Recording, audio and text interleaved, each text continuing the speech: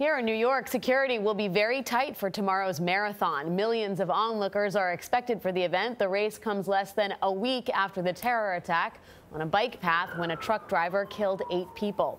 Tony Dokoupil is at the marathon's finish line in New York's Central Park. Tony, good morning. Good morning. Shortly after Tuesday's deadly terror attack in Lower Manhattan, just about 4 miles from here, New York City officials promised that the race would go on as planned, but there will be some changes to race security. The 51,000 runners expected to participate will see more blocking vehicles, more sniper teams, and also more police officers, both uniformed and plainclothed. Thousands of runners from around the world gathered for the New York City Marathon's opening ceremony Friday night.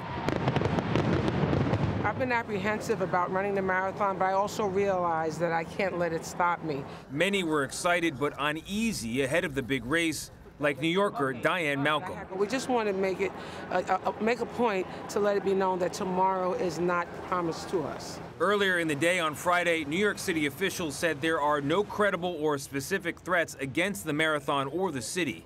Here's Mayor Bill de Blasio. And there's a sense in this city right now that it's our job to stand up and to be unafraid, and I've seen that everywhere. The New York City Police Department said there will be a record number of sand trucks and other blocker vehicles to prevent a vehicle attack on runners or spectators.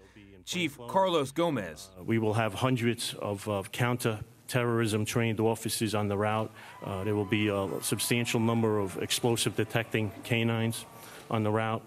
We will utilize our aviation unit to monitor the crowds, the event, the race, the rooftops from above.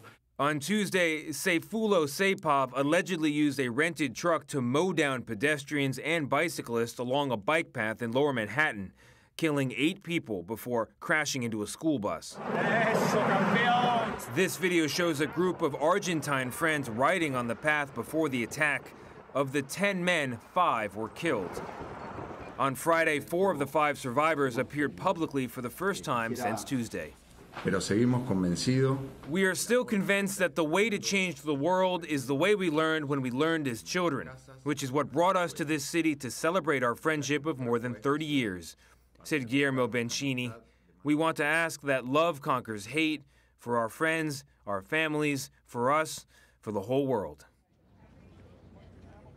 Tomorrow morning, the NYPD will open the Joint Operations Center, which will bring together representatives from over 20 state, local, and federal agencies. They'll monitor the race and make sure there are no obstacles to getting to this finish line, except for those 26.2 miles. Anthony. Tony Dokoupil. Thanks, Tony.